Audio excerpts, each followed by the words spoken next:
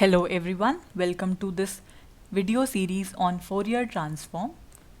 So in this series we will cover this Fourier transform, but before moving on to cover this Fourier transform we must first know what is a Fourier series.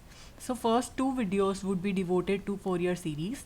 So we would have a quick review of the topics of Fourier series. So one should know what is a periodic function. A periodic function is one which repeats itself. So we have a definition for this function as f of x.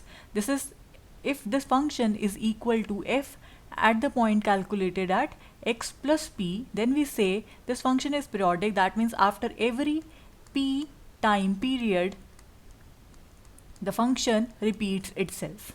And we say the value of that p is the period of that particular function. For example, we know the very famous functions sin x and cos x. They both are periodic function. And what is the period of these two functions? The period of these two functions, that is equal to 2 pi. So that means if we look at its graph, firstly we'll draw the graph for sin x. So let me draw it here for you. So if this is x and this point is 0, this point is pi, this point is 2 pi. So you can see the graph of this function is defined like this. Its value at pi by 2, that is equal to 1. So it would be something like this. In this interval, sorry, it would just match here, right? So its value is 1 here and its value is minus 1 here. So after this time period of, or the x coordinate of 2 pi, so that means after covering this whole interval, so the function would again repeat itself. So this would be 3 pi and 4 pi. So your function would something be like this. So after every, similarly we would have it on the negative axis also. So it would something be like this. So after every 2 pi interval, you see the function repeats itself. So this function is a periodic function. Similarly, we have it for cos x. For the function cos x, the function also has a period of 2 pi. So at the point 0, its value is 1. So it is 1 over here. At pi, its value is again minus 1. So it would something be like this in this interval. So again it would be like this and so on. So you see again its time period is 2 pi. So this is all for periodic functions. So now what if we have some periodic function with us? So the next question is, given a periodic function in the interval, so now suppose we have an interval of 2 pi. So it is defined by alpha plus 2 pi, where this alpha, that is any number, right? So for example, if your alpha is 0, so you have interval of this kind, 0 and 2 pi. If your alpha is minus pi, so interval would be minus pi to pi and so on. So these kind of intervals which have period 2 pi lie in this category, alpha, alpha plus 2 pi. So can we write this periodic function in terms of sine and cosine functions? We know sine and cosine, they are very smooth functions, they are bounded and have many nice properties. So if we write any kind of periodic function in terms of sine and cosine function, it would be very nice to study the properties of that given function also. So the answer to this question is yes, we can do that provided your function is piecewise continuous on the given interval. So now we have this condition that if the function fx is periodic, having period 2 pi, and it is also piecewise continuous, this condition should also be there on the interval, then fx can be represented as this infinite series, as the sum of this infinite terms, where the first term is a constant a naught divided by 2. The second term is containing infinite number of terms where n varies from 1 to infinity, an cos nx, and then we have an infinite series of sin nx terms where these terms, the coefficients a naught, an and bn, they are constants and whose values is evaluated using these three expressions. So these three expressions, they are the Euler's formula, and that is the naming for these formulas, right? And this kind of expansion that is known as the Fourier series expansion. The Fourier series expansion of this function f of x, which is defined in the interval alpha to alpha plus 2 pi. So this is the expansion which is known as Fourier series expansion.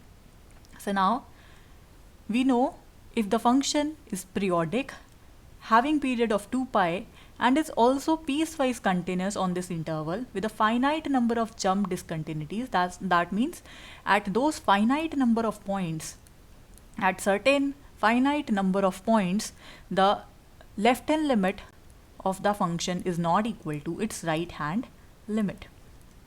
If that is so, we say the function is discontinuous and have jump discontinuities. So if these two conditions are satisfied, we can say our function could be expanded into the Fourier series expansion. So alright, let us move on. So now, can you say can you expand any kind of function in an infinite sine and cosine series? Or what is the need to study such kind of expansions of any periodic function? So the answer to this question lies in the fact that we can, using this Fourier series tool, solve various kind of partial differential equations. For example, you can solve the heat equation, you can also solve the wave equation or the Laplace equation and so on, right? So that could be easily solved using this Fourier series expansion. Moreover, many engineering applications, for example signal processing or image processing, use these kind of tools to evaluate and study various different properties. And so in fact, overall you could say this acts as a mathematical tool which provides more insight and information about the function which you wanted to study, which have the properties of periodicity. Moreover, it should be piecewise continuous. So these conditions are required or are mandatory to study the Fourier series of any given function. So now having known that if a function is periodic with period 2 pi, so we can expand its Fourier series, right? We can expand that function into its Fourier series. But what would be that if our interval is arbitrary? So that means I'm saying if my interval now has a period of 2l instead of 2 pi, so in that case also can I expand my series into the Fourier series expansion? Or if yes, if not, so the applicability of this Fourier series expansion, that would only be limited to a very less number of functions which have period 2 pi. So the answer is that no, we can also expand our function into the Fourier series expansion, where the time period is arbitrary, having time period 2l instead of 2 pi. So this can be done for a more general case as well. So how this is done? This is done when we convert our interval, say our interval is given to be alpha to alpha plus 2l, to some other interval, say z to z plus 2 pi. So now by doing so, what we have done, we have converted our arbitrary period 2l to the time period of 2 pi, and this is done through a transformation. So what kind of transformation is applied onto this? The transformation applied over here is given using this expression. So you say earlier we had our function as f of x, and we were given the interval alpha to alpha plus 2l. So that means we were given the arbitrary interval to us, and we are now interested to convert this particular interval into the interval having period as 2 pi. So how we can do that? We can just shift this variable x to some other variable z, and we can mark this transformation by z is equal to pi x divided by l, so that when we differentiate this, you will have dz is equal to pi l being constant, pi by L being constant remains as such, and then the derivative of x as dx. And so the limits change when x was equal to this alpha. So your z would in effect becomes pi by L into alpha. So let us say that quantity to be z1. And similarly, when you have x is equal to alpha plus 2L, your value of z converts to z1 plus 2 pi. So now you clearly see by applying this kind of transformation, your interval changes from alpha alpha plus 2L to z1 plus 2 pi. So we have converted our arbitrary length interval to a interval length of 2 pi. And moreover, because you were shifted from this variable x to this variable z, so we are also required to do the back transformation, which says that you have to convert your function back from z to the variable x. So this is done by applying this back transformation, which would be, you just replace the value of x again, and you just take the limits and substitute the values back. So after doing all the calculation, you would have the Fourier series of this kind: fx is equal to a0 by 2 plus summation n varies from 1 to infinity a n cos of n pi x by L plus summation n varies from 1 to infinity b n sin n pi x by L, where these coefficients a0, a n and b n, they are calculated using these three expressions. So notice that this was the Fourier series which we defined earlier when our interval was of length 2 pi. So in that case, the coefficients a0, an and bn were calculated using these formulas, where the integration is being performed over the given interval, right?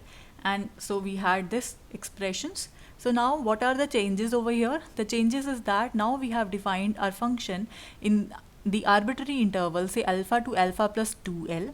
This is the interval which we have defined our function.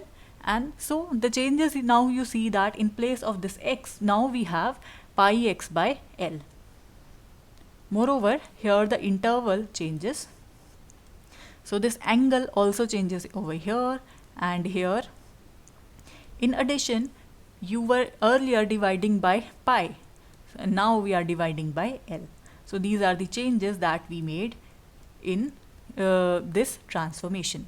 If you wanted to have a detailed insight how this expression come, so you can refer the detailed videos whose link is being provided in the description box. So now that means you saw, if we have an interval of arbitrary length also, then also we can define the Fourier series expansion of that particular function. So now let us take a more particular case. Our interval was alpha to alpha plus 2L. So now if I define this alpha to be equal to minus L, in that case our interval reduces to minus L to L. So we have some special or extra properties which we can apply onto our given function such that our calculation reduces to a huge amount. So in the first case, when fx is an odd function and we are given an interval of this kind, minus L to L, where L could be any number. So in that case, our Fourier series reduces to this quantity. Earlier we had a Fourier series f of x as a0 by 2 plus summation n varies from 1 to infinity a n cos nx, or you can say cos n pi x by L plus summation n varies from 1 to infinity b n sin n pi x by L. So in that case, our coefficients was a0 was equal to 1 by L, integration from minus L to L, f of x dx. So now because f of x is given to be an odd function, so that means the integration of any odd function from same limit to same limit is equal to 0. So we got this expression to be 0. So now this is 0, right? This is 0. So let us now calculate an. Fx is given to be odd. Cos, we all know it is an even function. So odd multiplied by even function is an odd function. And again, the integration from same limit to same limit of an odd function, that is equal to 0. So this expression is also equivalent to 0. So this is 0 and so this is 0. So we are only left with this particular term. And what is Bn? Let us calculate Bn. Bn is calculated using this expression. So now fx is odd, sine is also an odd function. So overall we have this to be an even function. If we have from same limit minus of same limit to same limit of an even function, that becomes 2 times limits changing from 0 to L. Instead of minus L to L, we have it from 0 to L, the same function. So this is the formula for Bn, and our Fourier series now reduces to this particular quantity. In case 2, when we have the function fx as an even function, in that case our Fourier series reduces to fx is equal to a0 by 2 plus summation n varies from 1 to infinity an cos n pi x by L. How this is obtained? Because our function is even, in that case a0, that is 1 by L integration from minus L to L f of x dx. Now because this is an even function, it reduces to 2 times of that particular function with limits changing from 0 to L instead of minus L to L. So this is our a0, and so this term is present in this Fourier series expansion. So next we have an.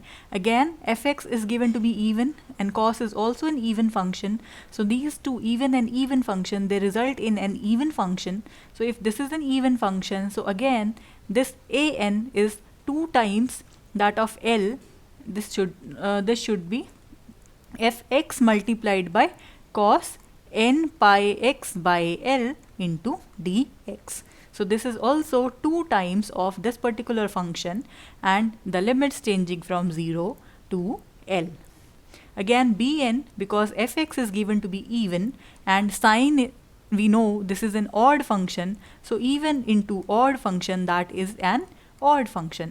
So we know integration from minus of same limit to same limit of any odd function, that results in 0. So this quantity won't come here in this expansion of the function f of x when it is given to be an even function.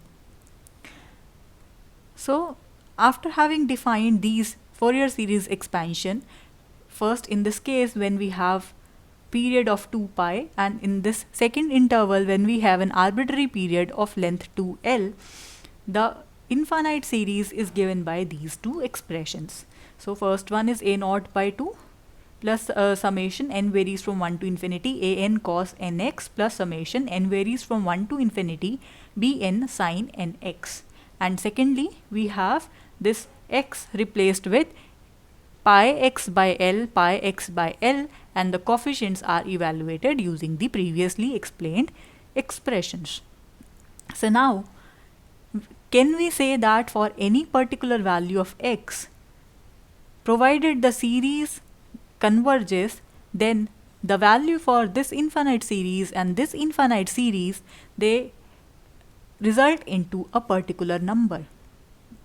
Is this a case? And if this is so, with what conditions on fx we can say the given infinite series, these two, they converges? So for to answer this question, we have the convergence criteria for Fourier series. This criteria says that if the condition on fx and f dash x is that they should be piecewise continuous in any arbitrary interval of length 2L, so that means we take the interval minus L to L, then they are saying the value of that infinite series is equal to the value of the function at that point, if that is a point of continuity for that particular function, and if that point x, that is a point of discontinuity for the given function f of x, in that case we say this infinite series that converges to this particular value. That means the function's value, the function's limit when evaluated from the right hand side plus the function's limit when evaluated from the left hand side divided by 2 at the point x, where x is the point of discontinuity. Moreover, we can also discuss the case at endpoints. Suppose at endpoints we have discontinuity. If discontinuity is present at endpoints, suppose this is our interval alpha, this is beta, and we have some function, say this, defined like this, right? So in the previous interval, so it would again be like this, and it would again be like this. So obviously you can see that at the endpoints we have discontinuity. So because at endpoints we have discontinuity, moreover the function is periodic function, so that means whenever you calculate the limit of function in the direction of alpha negative, so whenever you calculate this alpha negative function's value at alpha negative, that would simply be equal to the function's value at beta negative. That means this thing would be equal to this thing, and moreover when you take its right limit, so they both would be equal. So that means I'm saying f of alpha positive would be equal to f of beta positive. So in that case, at the endpoints, so at the endpoints it would be, the function would converge to at alpha as well as at beta.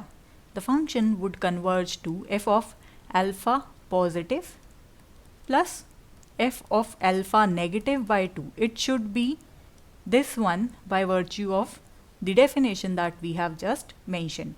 But because the information at the point f when calculated from the left hand side, right, this information is missing.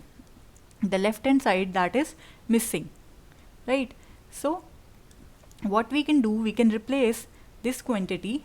So we can replace the quantity by f of alpha positive plus f of beta negative divided by 2. So this is the value where the function would converge to this particular value at the endpoints alpha and beta, if our interval is given to be alpha and beta, some arbitrary numbers. So I hope this is a quick revision of this Fourier series, and you might have revised your concepts. In the next video we shall be talking about more concepts of Fourier series, and then we will move on to the Fourier transform. If anyone is having trouble how these particular formulas are appearing, you can have a look at the description videos whose link are provided in the description box. So you can go there, watch the complete videos, and you can have a complete understanding of this particular subject. So well, that is it for this video. Thank you for watching.